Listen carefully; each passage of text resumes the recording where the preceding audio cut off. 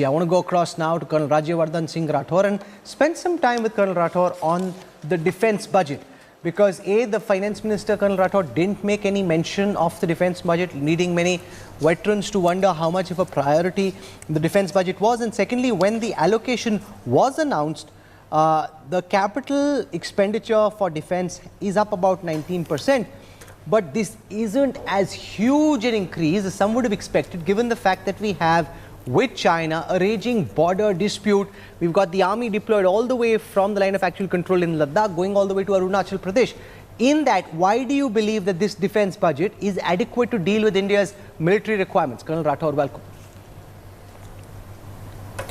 Yeah, thank you so much. But firstly, let me state that, of course, this is unprecedented times world over.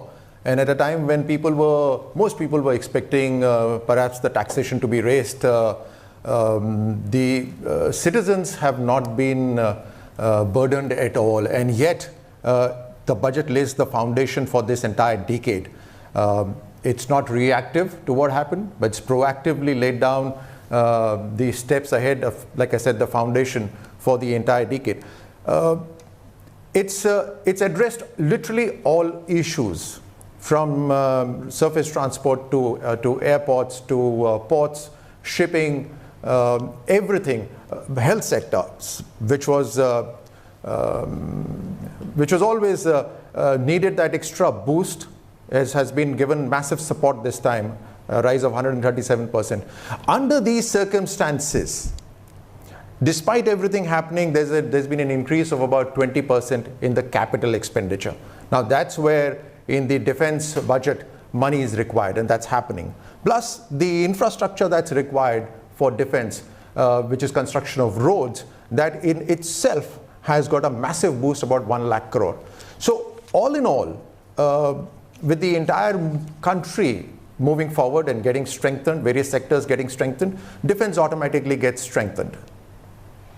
Is the government sending a very clear message, Colonel Rathore, to everyone associated with the defense sector that if you hope to win a contract from the Indian government, you better be producing whatever armament or weapon system that you are within the boundaries of India? That there is going to be from here on a huge skew in favor of domestically manufactured weapon systems as opposed to those that are imported from outside, even though the cost benefit may be higher for the imports in comparison, at least initially, with the domestic production.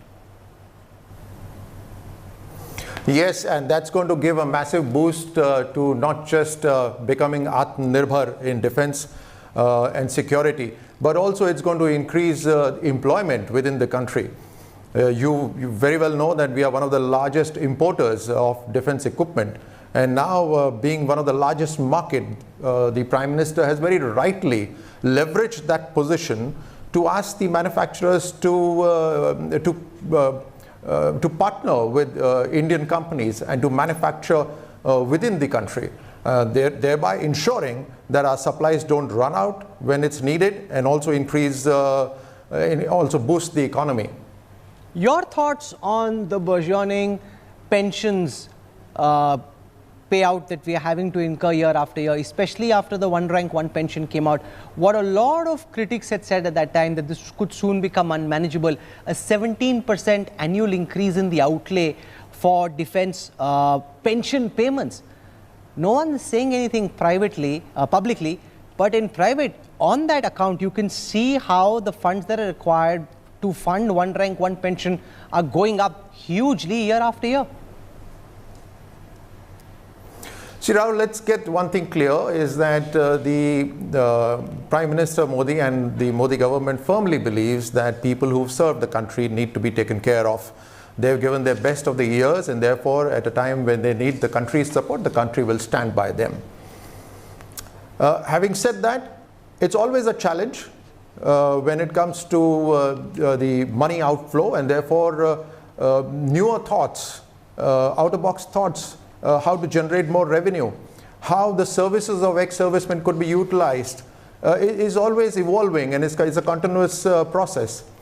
But this is for sure that a disciplined workforce, a disciplined military personnel are an asset to the nation, whether they are in uniform or out of uniform.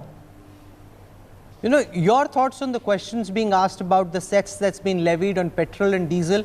We already have petrol and diesel taxed at higher rates than anywhere else, and now a 4 rupee cess on diesel and a 2.5 litre per litre cess on petrol, even though the government clarified that this is in lieu of existing cesses, but you've changed the structure and the rates remain the same, whereas people would have really expected petrol and diesel to become cheaper. So, see, largely from the entire budget, the middle class gains the maximum. Whether it's infrastructure, roads, shipping, ports, education, health, farmers, in every way, when assets are created, when institutions are created, the economy booms. And with the booming economy, it's always the middle class that, because they are the driving force of the economy, so they gain. So if you see it, firstly, let me state that within the prices of a litre of petrol or a diesel, it's the states that are gaining more than the center, number one. Number two, you know very well that the price is completely independent of government regulation. And number three, the entire money that comes to the center is being pumped back into the economy. So if you have a vehicle, you need a good road to drive. If you are trading, if you are importing, if you are manufacturing, you know you need a good road. If you need to go to a care center, a wellness center, you need roads. So a large amount of infrastructure that's coming up in the country, it's being supported by the revenue that's being generated from fuel prices as well. And the cess that you're talking of, thankfully you added in the last that it's just reorganization of the money that's already been taken. There's no additional burden on the person purchasing a diesel or a litre of petrol. Okay, I'll leave it over there. Colonel Rajyavardhan Rathore, for joining us on the day of the Union Budget. Thank you very much, sir. Thank you. Hello everyone, this is Rahul Kamal here. Hope you enjoyed this video.